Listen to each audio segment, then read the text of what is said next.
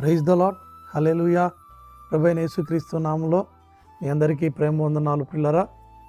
ఈ దినము బైబిల్ గ్రంథంలో ఒక వచనాన్ని మనం చదువుకొని కొన్ని మాటలు మనం ధ్యానించుకుందాం.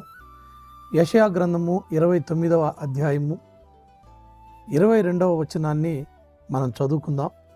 అందుచేతను అబ్రహామును విమోచించిన యెహోవా యాకోబు కుటుంబమును గూర్చి ఇలాగు సెలవిచ్చుచున్నాడు, ఇక మీదట యాకోబు సిగ్గుపడడు.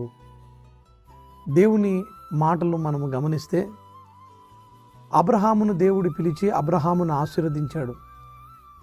నేను నిన్ను ఆశీర్వదించి అనేకులకు ఆశీర్వాదకరంగా ఉంచుతాను అని అబ్రహాముతో దేవుడు వాగ్దానం చేశాడు.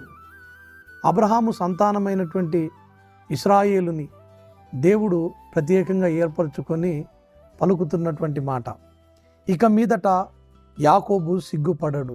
ప్రభునందు ప్రియులరా, దేవుని ప్రజలమైనటువంటి మనం సిగ్గు నొందకుండా జీవించున్నట్లు మనము మన ఆత్మీయ జీవితాలను కొనసాగించాలి. ఎవరు సిగ్గునందరు అని మనం బైబిల్ గ్రంథాన్ని పరిశీలిస్తే ఆయన కొరకు కనిపెట్టుకునేవారు సిగ్గునందరు అని కీర్తనల గ్రంథం 25వ అధ్యాయము 3వ వచనంలో మనం చూడగలం. ఆయనను ఎరిగి ఆయన కొరకు మనం కనిపెట్టుకున్నప్పుడు ఆయన మనల్ని సిగ్గుపరిచే దేవుడు కాదు. పౌలు భక్తుడు పలికినటువంటి మాటని మనం చూస్తే, నేను నమ్మిన వానిని ఎరుగుదును గనక ఆయన నన్ను సిగ్గుపడనీయడు అనుంది.